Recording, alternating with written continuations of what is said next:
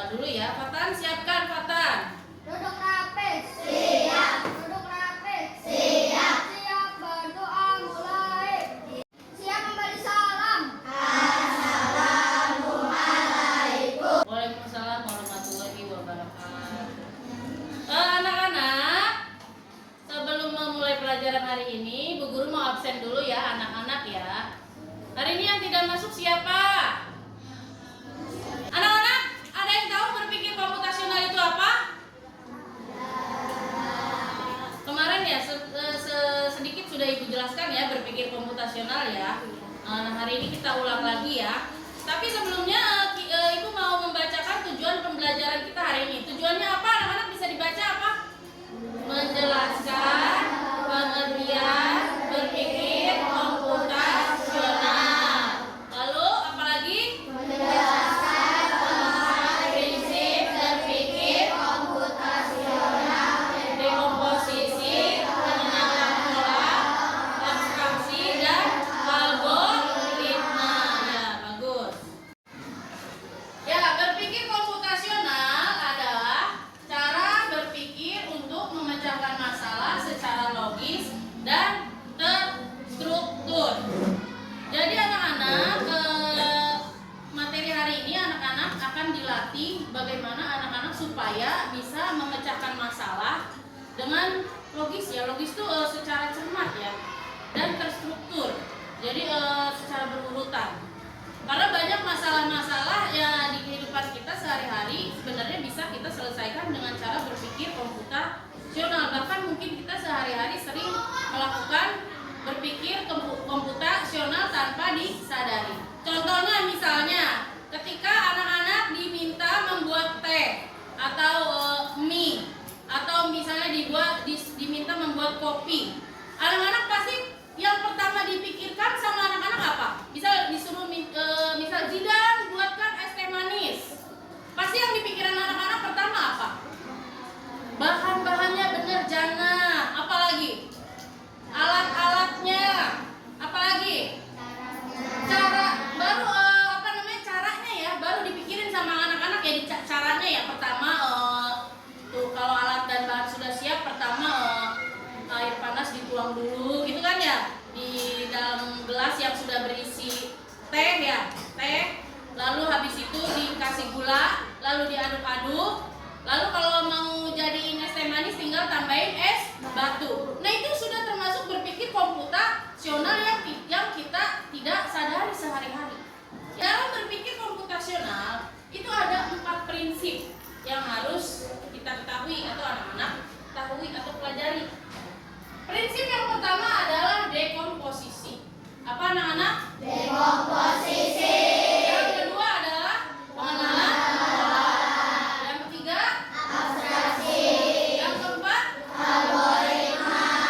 nah ini keempat prinsip ini yang akan kita pelajari.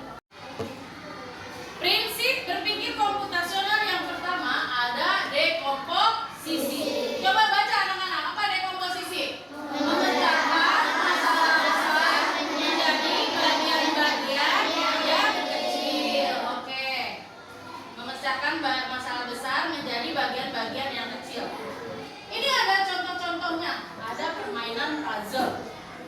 Kenapa permainan puzzle disebut ini? Apa namanya? Dekomposisi. Ya, ini adalah gambar puzzle yang sudah disusun ya. Kalau misalnya kita acak-acak ini gambar puzzle-nya ya, nih dari potongan-potongan kecil seperti ini nih. Apa nih? Sudah Bu Guru potong ya. Tuh. Nanti anak-anak Bu Guru bagikan per kelompok. Kalau dipotong-potong begini, untuk menjadikan dia gambar yang seperti ini, anak-anak harus menyusunnya kan dari potongan yang kecil sedikit demi sedikit, lalu menjadi puzzle yang rapi, yang bagus, yang utuh. Nah, itu maksudnya dekomposisi itu ya. Jadi masalah besar supaya kita bisa selesaikan, kita persempit dulu masalahnya ya, kita perkecil dulu masalahnya sehingga kita lebih mudah menyelesaikan masalah tersebut ya. Tuh, contohnya apalagi selain permainan puzzle? Menyusun, baca, menyusun Lego menjadi bangun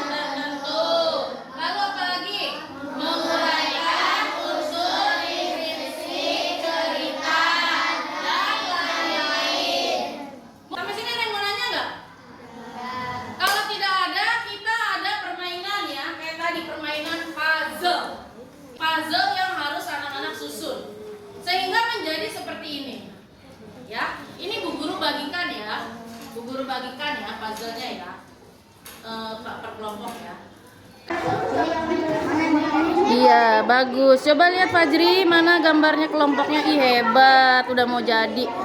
Ini kita lagi latihan puzzle ya. Melatih berpikir komputasional, dekomposisi, membuat puzzle, menyusun puzzle. Coba naik kelompok kamu sayang. Oh iya, oh belum selesai ya. Gak apa-apa. Taruh lagi tepuk tangan. Kelompok 4 selesai. Berikutnya ada apa anak-anak? Selanjutnya setelah dekomposisi ada Pengenalan pola. pengenalan pola. Dibaca coba pengenalan pola apa? Mengetahui Rumus, resep, persamaan, atau pemiripan dari berbagai peristiwa. Ya, jadi pengenalan pola itu ya mencari pola atau rumus atau pemiripan atau aturan ya dari berbagai peristiwa. Dari berbagai peristiwa permasalahan yang ada ya. Ini contohnya, kalau di sini contohnya ada tepuk pola. Tepuk Tepuk pola tuh yang begini loh. Nanti kita coba ya bersama nanti. Tapi Bu Guru contohin sebentar. Bisa Bu Guru bilang tepuk 1, yes. Tepuk 2, oke. Tepuk 3, semangat. Nah itu tepuk pola. Atau contoh yang kedua, menentukan bilangan loncat. Nah itu juga pengenalan pola. Nih lihat, perhatikan Bu Guru ada bilangan nih. Ada bilangan 2. Habis 2, bilangan berikutnya 4. Habis 4, bilangan berikutnya 6. Habis itu habis bilangan 6 apa coba anak-anak tentukan bilangan berapa? Itu 8. Nah itu pola. Jadi diloncat 2, itu pola. Ya? Bisa kan? Terus dan bermain sandi peluit. Nah, ini yang akan kita lakukan permainan ini untuk melatih anak-anak supaya mengenal pola ini, tepuk pola dan bermain sandi peluit. Sudah siap anak-anak? Nih cara bermainnya seperti ini ya untuk yang peluit ya. Nanti setiap kelompok maju ke depan. Kalau bunyi peluit satu kelompok geser ke kanan satu kali. Kalau bunyi peluitnya 2, satu kelompok geser ke kiri satu kali.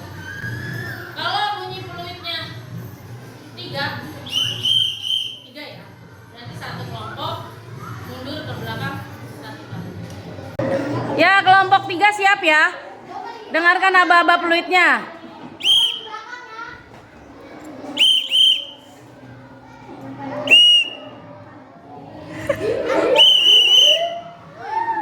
Ya, kelompok 2 dengarkan aba-aba dari Ibu ya. Siap ya? Siap ya?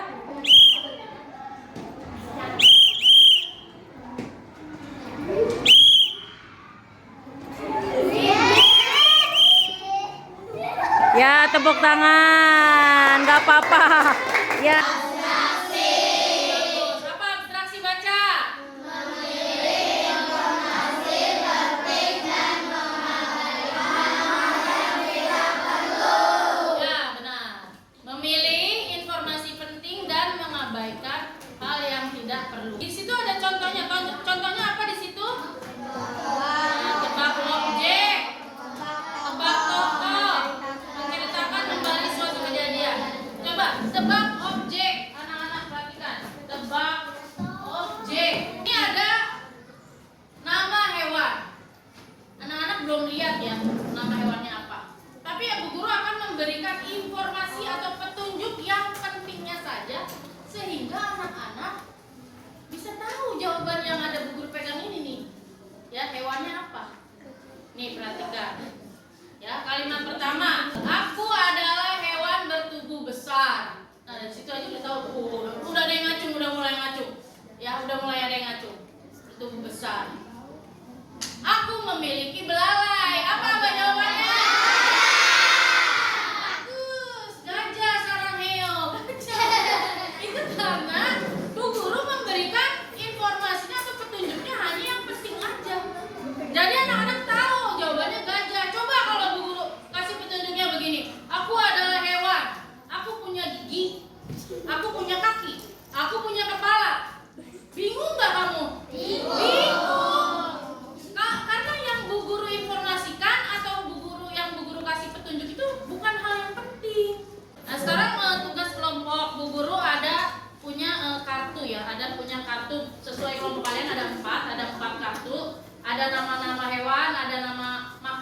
ada juga nama bunga. Bagikan Bu Fajri, bantu Bu Guru bagikan kartunya.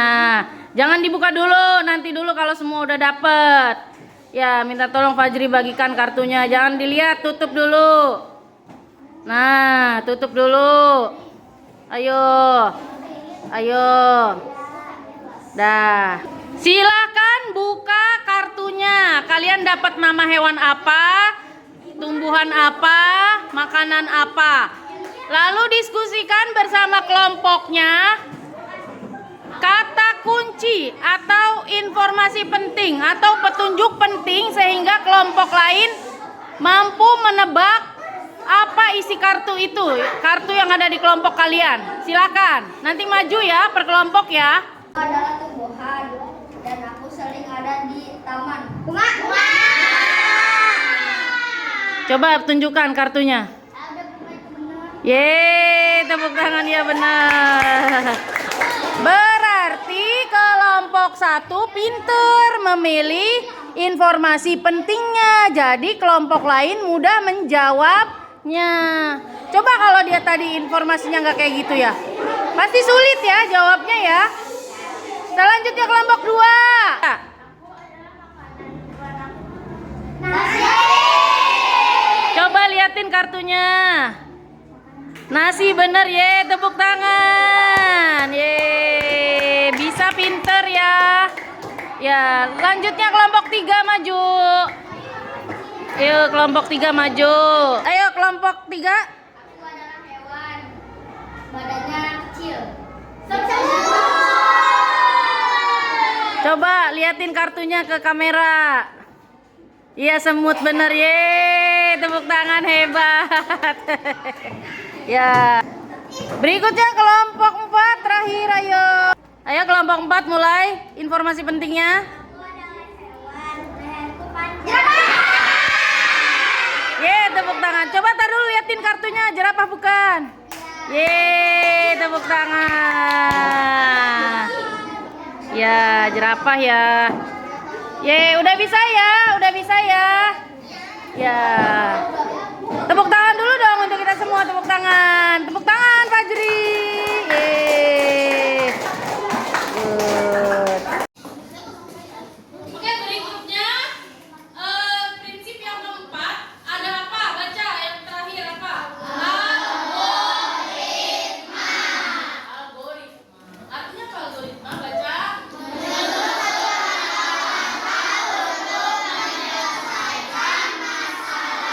Nah, jadi algoritma nih yang prinsip yang terakhir itu menyusun langkah-langkah untuk menyelesaikan masalah. Langkah-langkahnya harus urutan ya, harus sistematis ya.